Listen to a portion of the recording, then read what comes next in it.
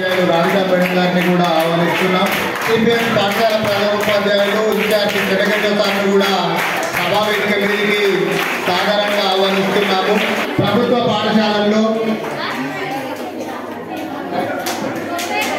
ఈరోజు అత్యంత వైభవంగా నిర్వహించుకున్న ఫుడ్ ఫెస్టివల్ కార్యక్రమంలో ఎంతో ఉత్సాహంగా పాల్గొంటున్న విద్యార్థులందరికీ కూడా శుభాకాంక్షలు.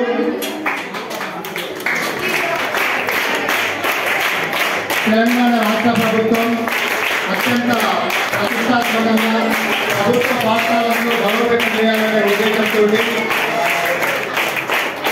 సమాజ భాగస్వామ్యము ప్రజల భాగస్వామ్యము లేకుండా ప్రభుత్వ పాఠశాలను బలోపేతం చేయడం సాధ్యం కాదు అనే పాఠశాలల్లో మౌలిక సౌకర్యాలు కల్పన కోసము తల్లిదండ్రుల ఆధారాలను కూడా తీసుకోవాలనే ఉద్దేశంతో టీచర్స్ మీటింగ్ నిర్వహించుకోవడం జరుగుతున్నది.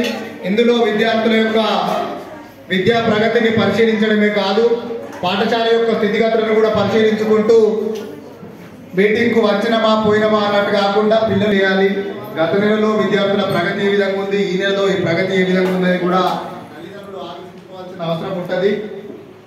పీటీఎం సమావేశాలకు హాజరవుతూ పాఠశాల అభివృద్ధిలో పాల్పంచుకోవాలని కోరుకుంటూ ఈరోజు సూచనల మేరకు ఫుడ్ ఫెస్టివల్ కార్యక్రమం ఒక్కొక్క ప్రాంతంలో